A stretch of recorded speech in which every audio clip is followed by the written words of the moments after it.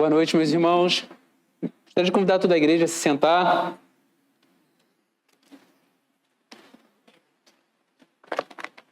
Quero mais uma vez dar as boas-vindas àqueles que estão aqui nos visitando pela primeira vez, conforme o pastor Cristiano mencionou. Se esse for o seu caso, por favor, não deixe de passar ali no balcão de conexão para poder retirar um presente, uma forma de nós manifestarmos nossa gratidão, nossa alegria por tê-los aqui conosco. Hoje nós daremos continuidade à nossa série de pregações em Atos, Igreja em Movimento. Na última semana nós tivemos a oportunidade de ouvir o pastor Augusto Nicodemos. Ele encerrou no capítulo 2 e hoje nós retomaremos o capítulo 3. Gostaria de convidar os irmãos então que abram suas Bíblias em Atos, capítulo 3. Nós faremos a leitura de todo o capítulo 3. O texto também será projetado.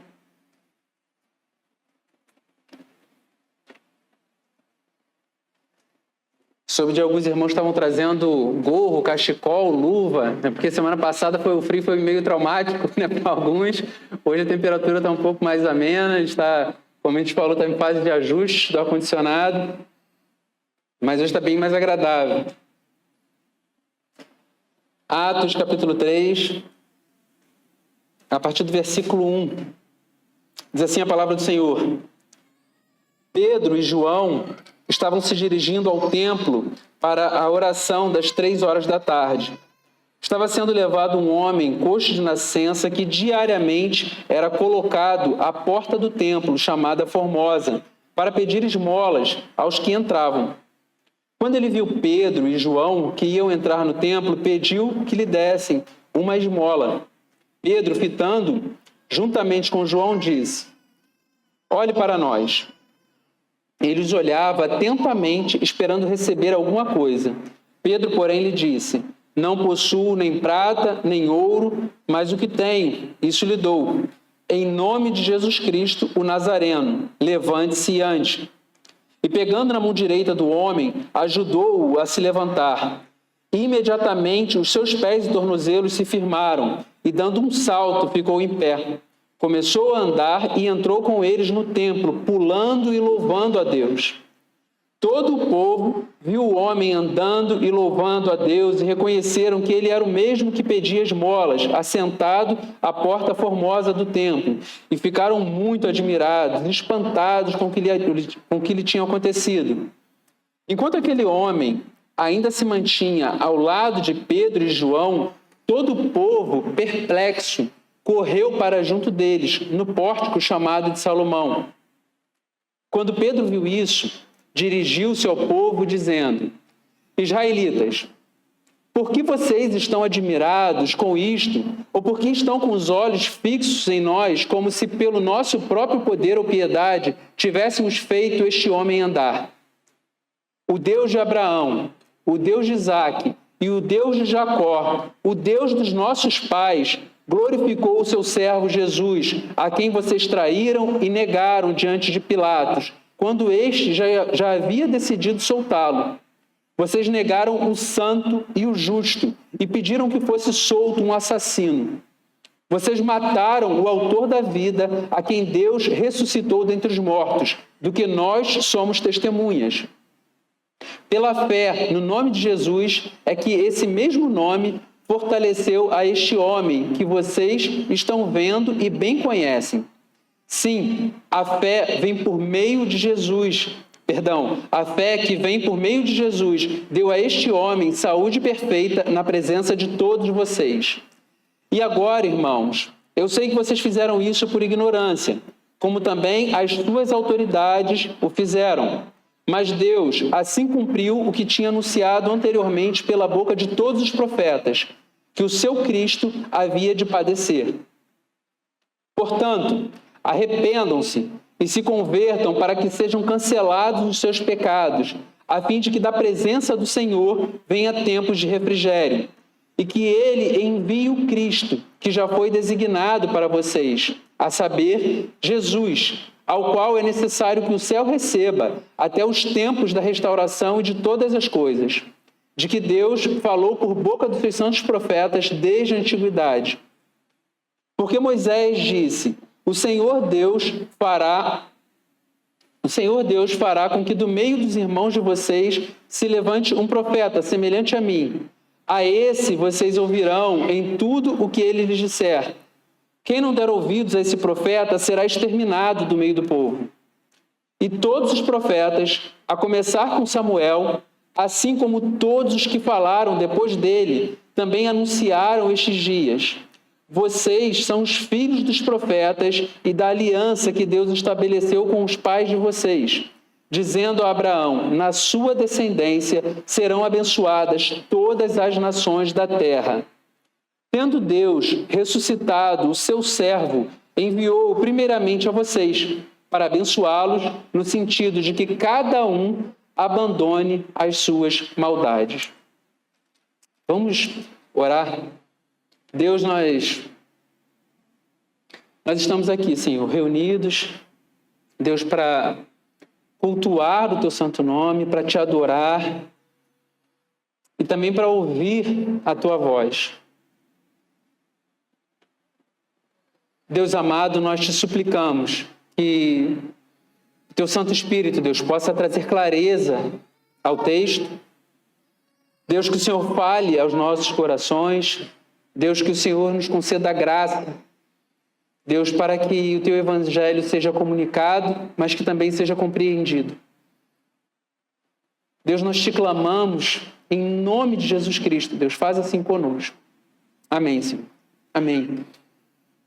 Meus irmãos, na semana passada, como eu mencionei, nós ouvimos o pastor Augusto Nicodemos expor o capítulo 2 do livro de Atos, e no capítulo 2 ele mencionou aquilo que foi o primeiro, citou, né, aquilo que foi o primeiro sermão da era cristã.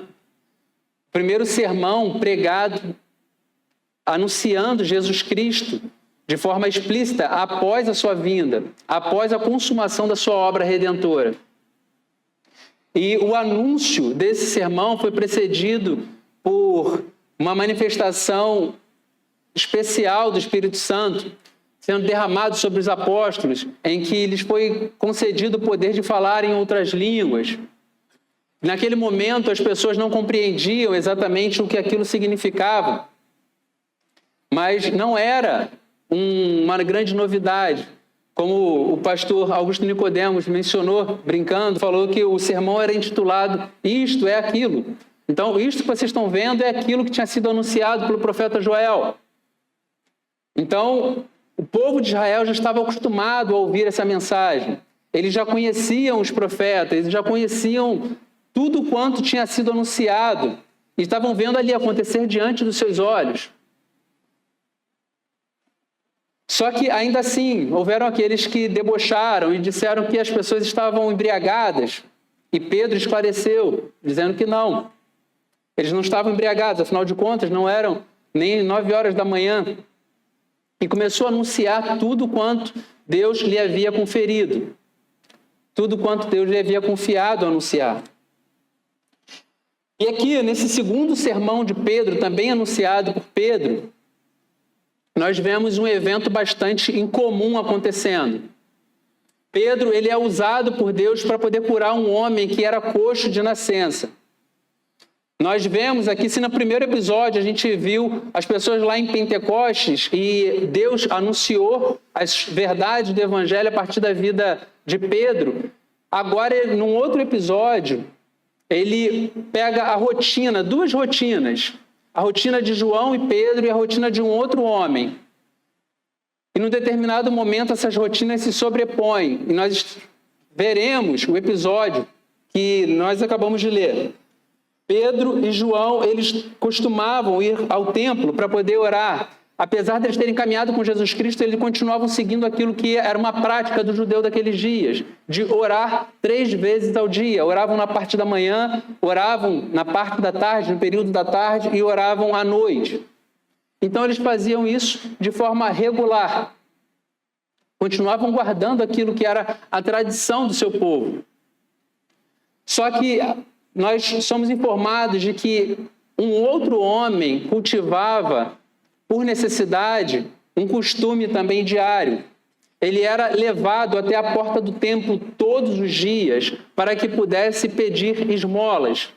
E ele era colocado na porta do templo, chamada Formosa, e de lá ele ficava pedindo ajuda àqueles que passavam, talvez para aproveitar o momento em que as pessoas estavam indo ao templo com o coração enternecido, pudessem se compadecer da sua situação de miséria.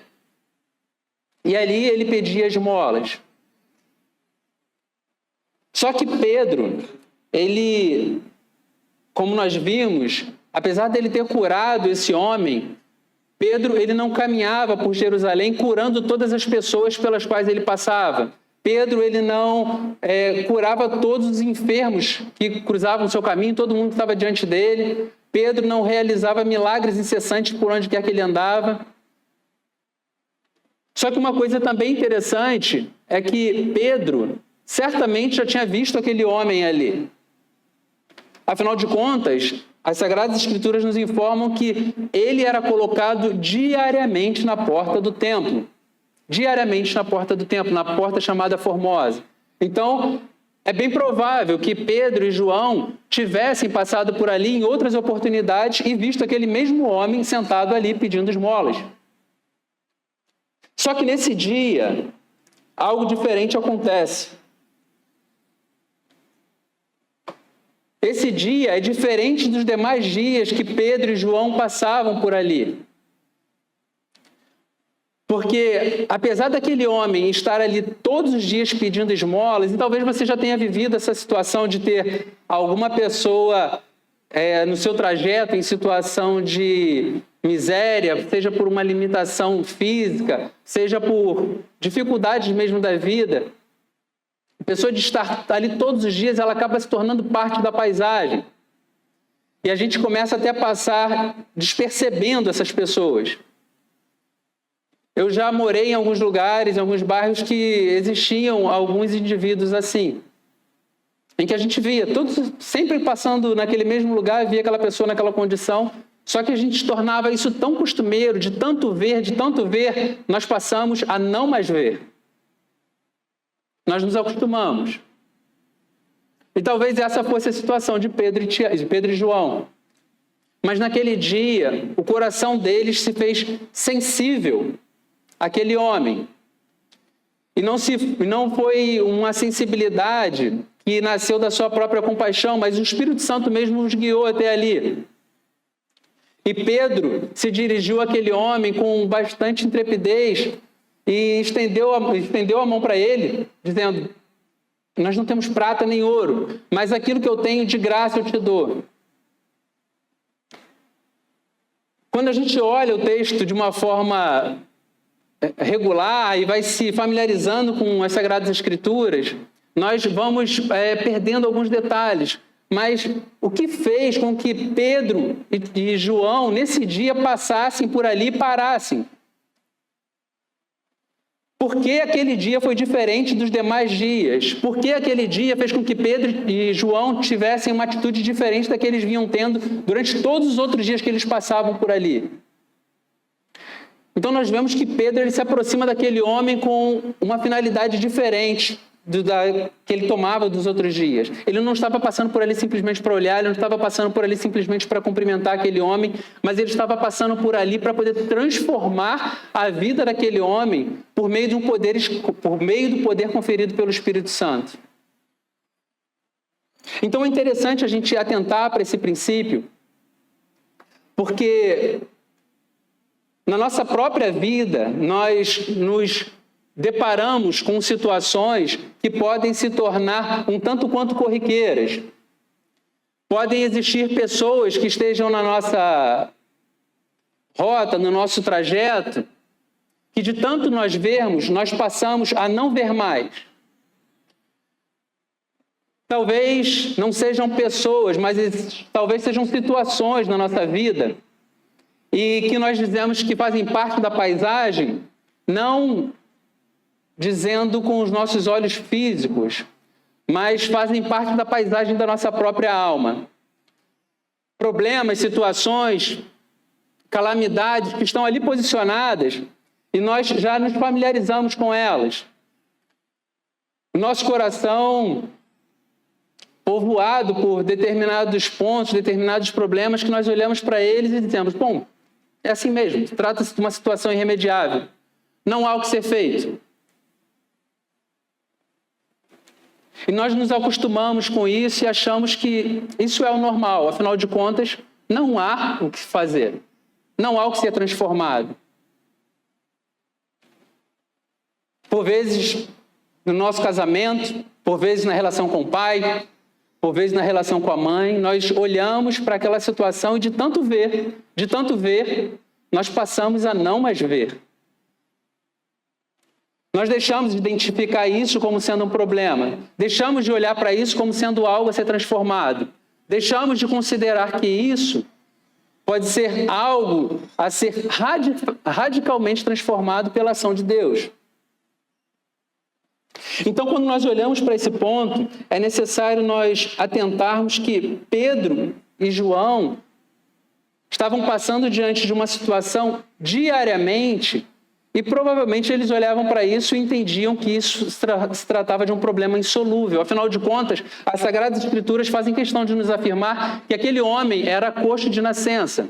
Era alguém que nunca tinha experimentado o que é andar, o que é correr, o que é pular. Ele nunca tinha experimentado isso.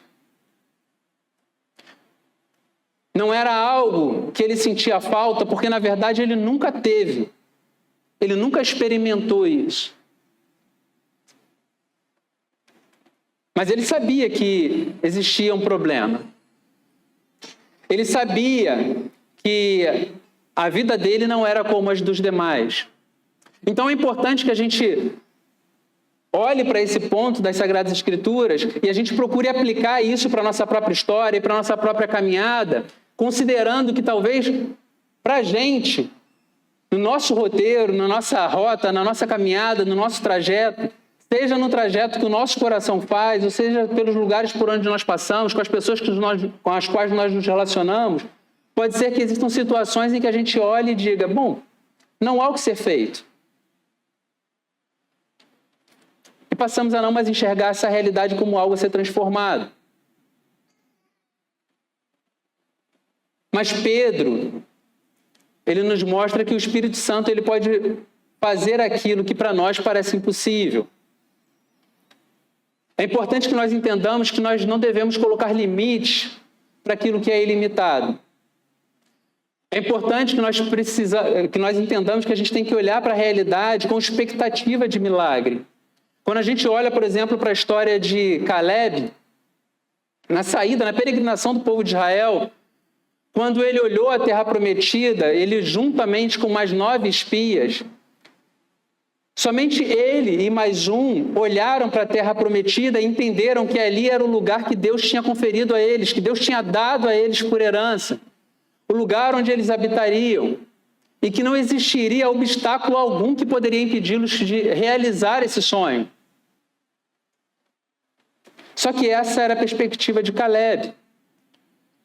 8 dos homens que estavam com ele acreditavam que seria impossível, afinal de contas a terra era habitada por gigantes, e eles eram aos olhos daqueles homens como gafanhotos. Mas Caleb não. Caleb olhava para a realidade com expectativa de milagre, afinal de contas, Deus disse que lhes daria aquela terra. E para Caleb era o que importava. Deus disse que lhes daria. Então, vamos tomar posse da terra. Quando a gente olha para a história de Esther, Mordecai, o seu tio, aconselhando Esther e dizendo, Esther, você pode ser instrumento de Deus para poder libertar o povo, para poder poupar o povo, livrar o povo da morte. E Esther dizendo, mas tio, ninguém pode entrar na presença do rei se não for convidado. Eu posso morrer. Só que nos olhos de Mordecai, ele entendia que foi propriamente para aquele momento que Esther tinha sido colocada onde foi colocada. Davi, quando chega ao campo de batalha, ele vê todo o exército de Israel atemorizado por conta de Golias. Golias afrontando o Deus de Israel, afrontando o exército, intimidando todo o povo. Só que Davi, quando ele olhava para Golias, ele não via um grande guerreiro. Ele via alguém que estava afrontando o Senhor dos Exércitos. E que porque ele estava afrontando o Senhor dos Exércitos, ele deveria ser derrotado. A confiança de Davi não estava na pedra e na funda, mas estava na certeza de que o Senhor dos Exércitos lhe conferiria a vitória. Então é necessário que a gente se pergunte para que situações nós temos passado, visto, e de tanto ver, nós passamos a não mais ver.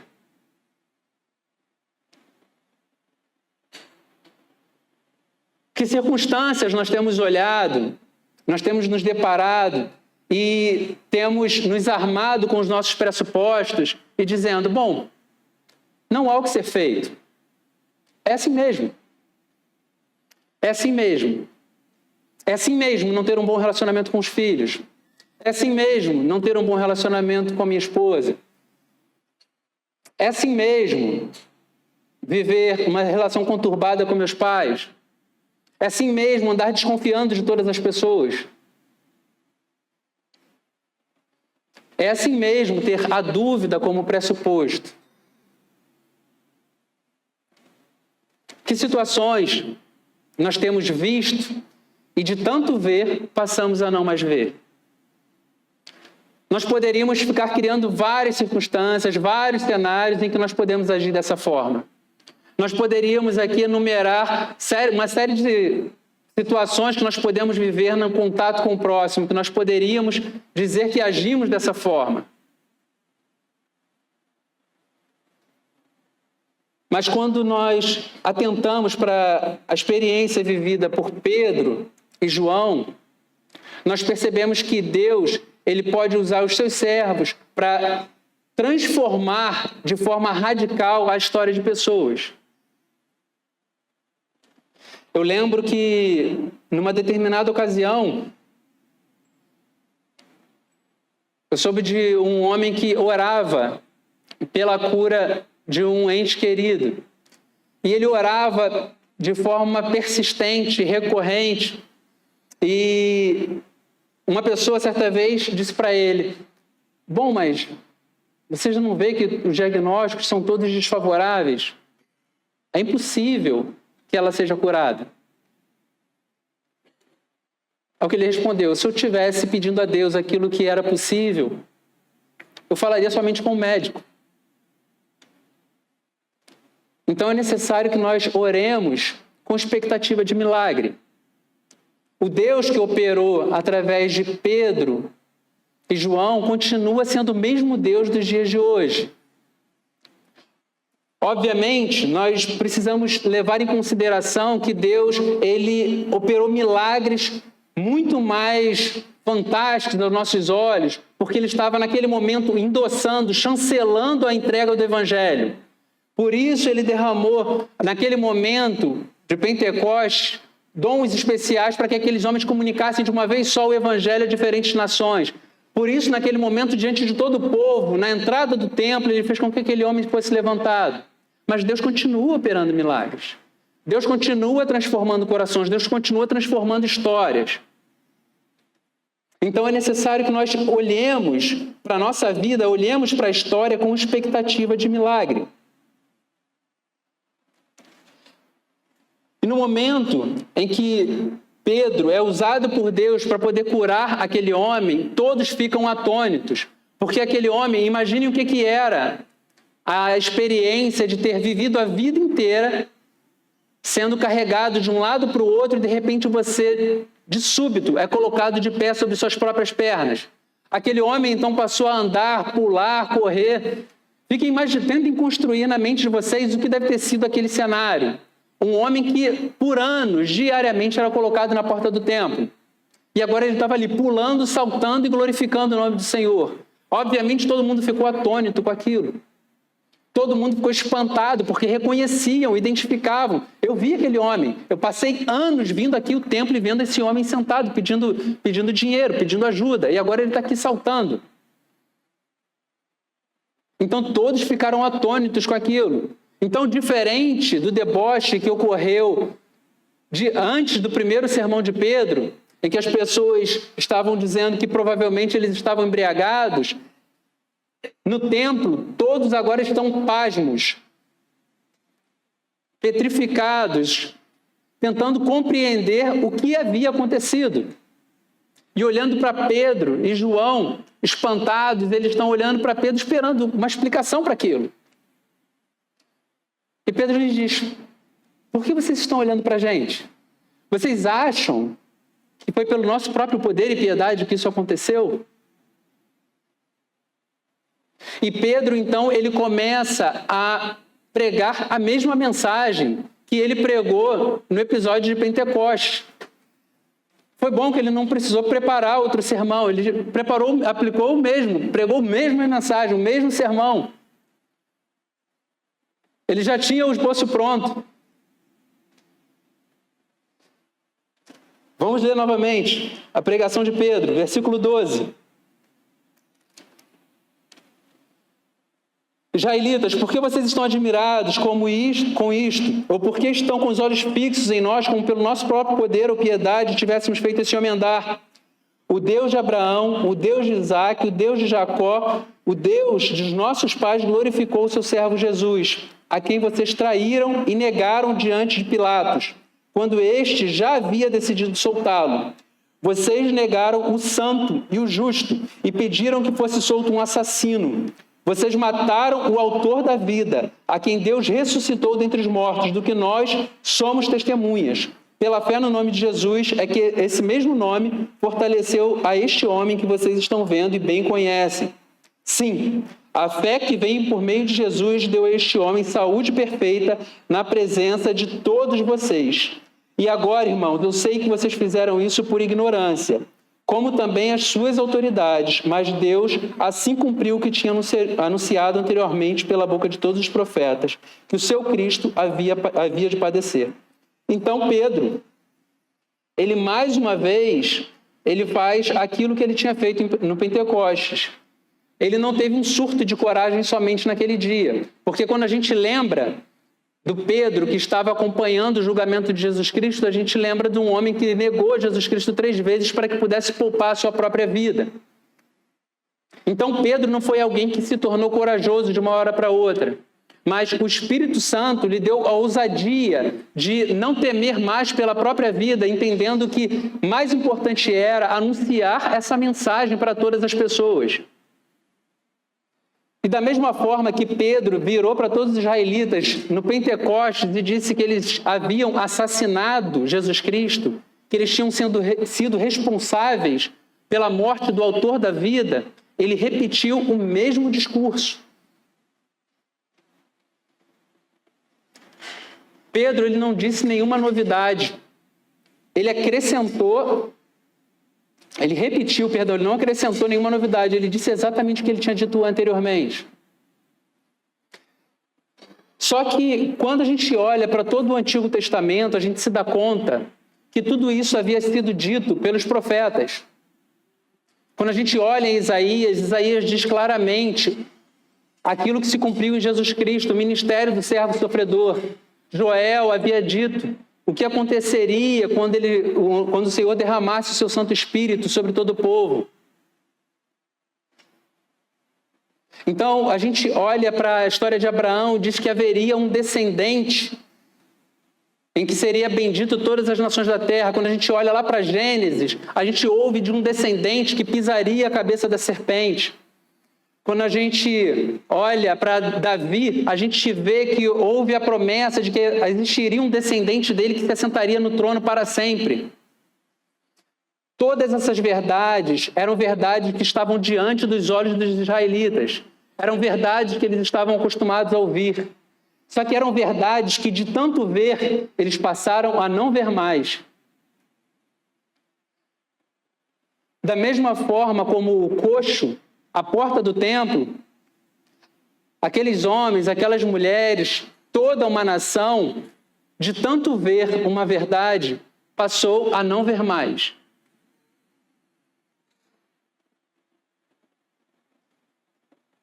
Meus irmãos, quando a gente olha para isso, nós precisamos considerar esse fato com muita seriedade. Bom, aqueles que me conhecem, né, sabem que eu sou militar, sou da Força Aérea. Vou contar uma breve história. E lá no trabalho, né, no pátio, a gente tem um lugar que a gente chama de pátio, onde fica a bandeira. Existe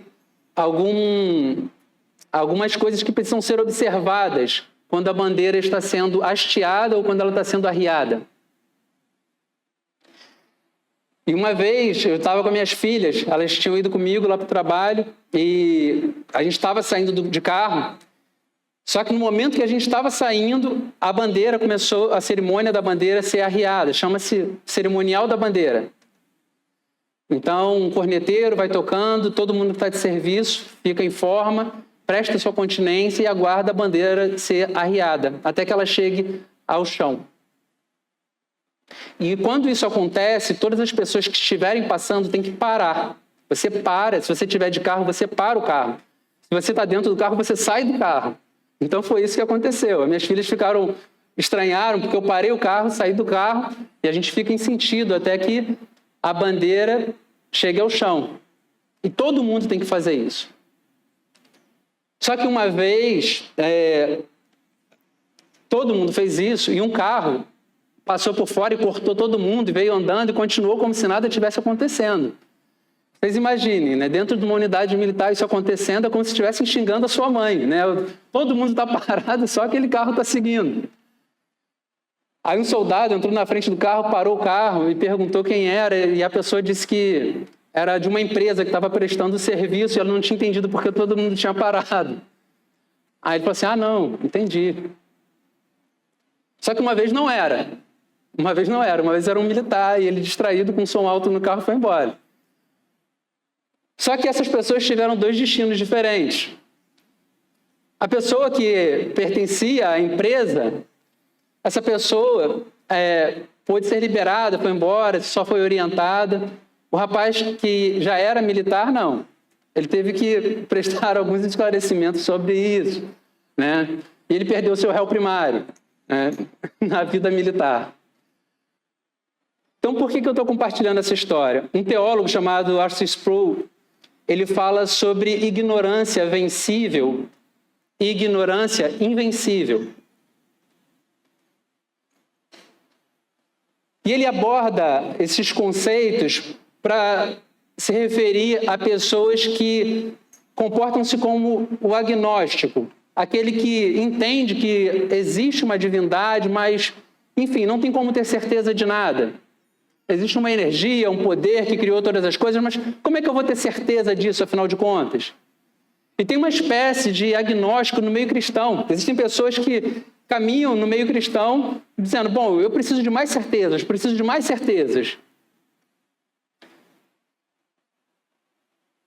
Esse Sproul ele fala sobre essa ignorância invencível que se assemelha ao prestador de serviços que estava lá no quartel nesse dia.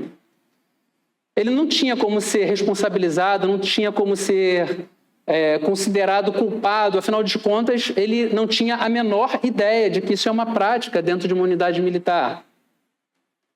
Ele não sabia disso.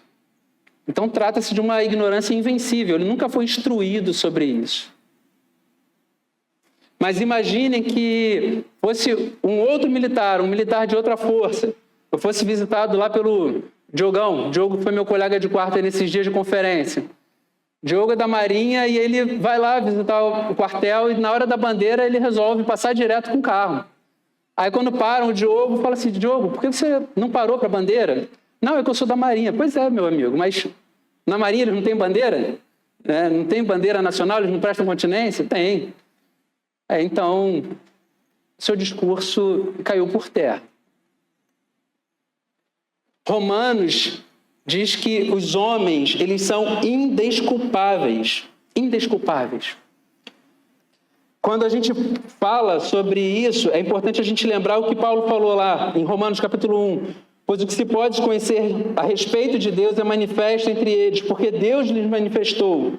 Porque os atributos invisíveis de Deus, isto é, o seu eterno poder e a sua divindade claramente se reconhecem desde a criação.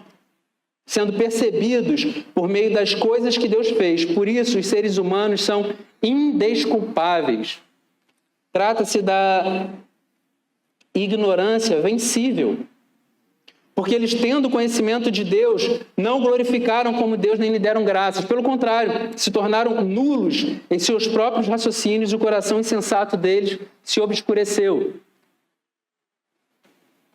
Ou seja, pessoas que têm o livro da criação aberto diante de si e preferem se convencer de que toda a ordem criada é resultado entre um encontro do nada com o acaso.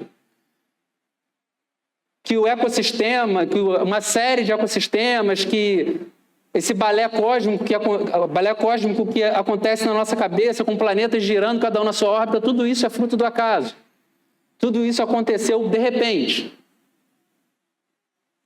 Pessoas que de tanto ver, passam a não mais ver.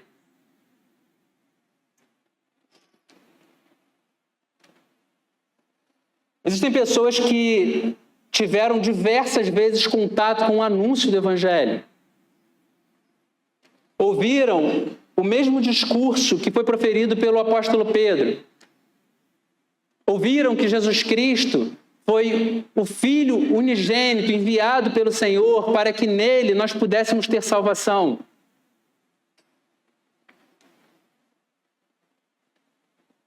Só que ouviram isso por tantas vezes, que de tanto ver passaram a não mais ver. Existem aqueles que continuam deliberadamente perdidos, e existem aqueles que estão perdidos dentro da igreja. E é importante que a gente olhe para esse discurso com muita seriedade, porque não se trata de uma metodologia de vender susto. Não se trata de tentar plantar temor infundado no coração das pessoas. A questão é, o apóstolo Pedro, quando ele menciona aquilo que foi dito por Moisés, Moisés diz: haverá entre vocês um profeta semelhante a mim. Atentem a tudo quanto ele disser. Aquele que não considerar aquilo que foi dito por aquele profeta será destruído do meio do povo. Haverá um tempo em que, de tanto ver, o não mais ver terá um preço irremediável. Então, quando a gente para e pensa sobre isso, é necessário que a gente atente para a mensagem do Evangelho. O nosso coração se encha de gratidão, porque não é que a mensagem do Evangelho é uma ameaça de condenação. Não. A mensagem do Evangelho é uma constatação de condenação. O fato é que todos aqueles que estão fora de Jesus Cristo, aqueles que não creem em Jesus Cristo, eles já estão condenados. A mensagem do Evangelho ela é chamada de Boa Nova pelo seguinte: ela é a esperança para todos aqueles que estão condenados. É por isso que ela é chamada de Boa Nova. Todos nós que um dia estivemos fora de Jesus Cristo, nós estávamos debaixo de condenação. Todas as pessoas que caminham pela Avenida das Américas nesse momento, saibam elas ou não, elas estão debaixo de condenação se elas não tiverem Jesus Cristo. Então, quando a gente olha para essa mensagem, nós caminhamos para aquilo que o apóstolo Pedro diz em seguida. Ele diz: olha só, ainda que vocês tenham agido assim por motivo de ignorância, e Jesus Cristo, ele comprova isso, que provavelmente algumas daquelas pessoas agiram assim por ignorância, porque ele diz: Senhor, Pai, perdoa-lhes porque eles não sabem o que fazem. Talvez muitos dos pecados que nós tenhamos cometido tenham sido por ignorância. Só que nós não poderemos alegar ignorância quando nós estivermos diante do Senhor. Porque, como também diz o apóstolo Paulo, quando nós anunciamos o Evangelho, nós vamos exalando o bom perfume de Cristo, morte para os que se perdem e vida para os que se salvam. Então, morte para aqueles que caminham para a morte. Então, a mensagem do Evangelho será a sentença de morte para alguns e anistia eterna para outros. Não existe caminho alternativo para seguir. Então o apóstolo Pedro diz, recebam a mensagem do Evangelho. Olha o que ele diz a partir do versículo 20. A fim de que a presença do Senhor venha com tempos de refrigério e que Ele envie o Cristo que já foi designado para vocês, a saber, Jesus, ao qual é necessário que o céu receba até os tempos da restauração de todas as coisas, de que Deus falou por boca dos seus santos profetas desde a antiguidade. Porque Moisés disse, o Senhor Deus fará com que do meio dos meus irmãos, que do meio dos irmãos de vocês se levante um profeta semelhante a mim, a esse vocês ouvirão em tudo o que ele lhes disser. Quem não der ouvidos a esse profeta será exterminado do povo. E todos os profetas, a começar por Samuel, assim como todos os que falaram depois dele, também anunciaram estes dias. Vocês são os filhos dos profetas e da aliança que Deus estabeleceu com os pais de vocês, dizendo a Abraão, na sua descendência serão abençoadas todas as nações da terra. Então Pedro, ele diz que estar em Jesus Cristo significa ter os pecados apagados. Isso é maravilhoso, porque se você abraçou o Evangelho, se você abraçou Jesus Cristo, mas você ainda está lutando com a sua consciência, achando que existe algo que você precisa fazer para que você seja verdadeiramente purificado, verdadeiramente limpo, verdadeiramente perdoado, entenda, não existe nada que você precise fazer, nem que possa fazer, porque Jesus Cristo já pagou o preço. Ele já fez isso por você. Então, seus pecados foram apagados. É isso que Pedro está dizendo. Você não precisa mais lutar contra a sua consciência. Você não precisa mais lutar contra acusações. Você não precisa mais lutar contra o inferno. Jesus Cristo apagou os seus pecados. Todos os seus pecados foram apagados. E ele diz para que venham tempos de refrigério.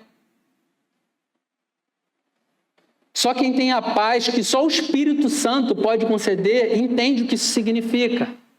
Você não anda com o seu coração vacilante, se perguntando o que será de você no dia seguinte.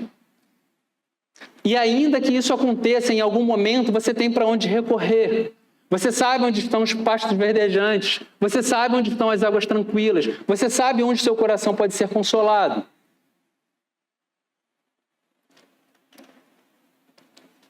E por último, Pedro também diz que até a volta de Cristo.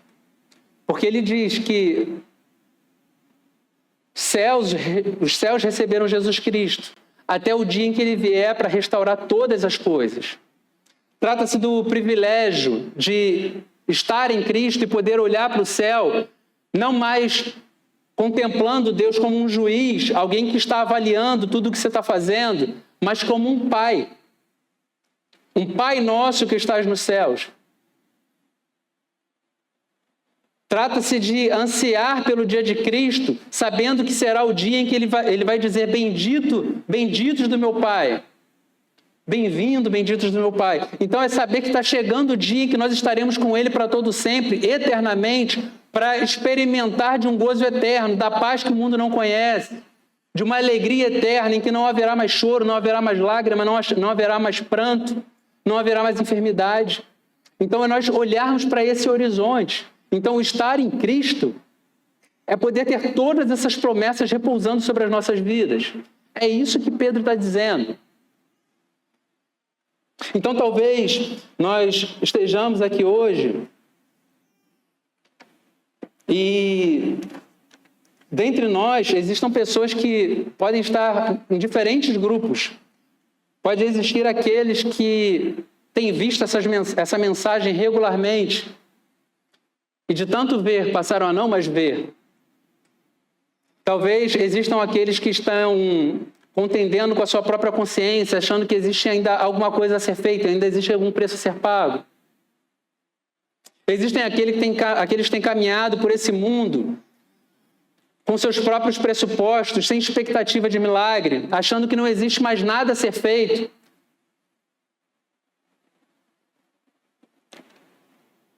Mas basta nós olharmos para essa história e lembrarmos de quanto é importante nós termos o nosso coração sensível à voz do Espírito Santo, daquilo que Ele pode fazer através da nossa vida.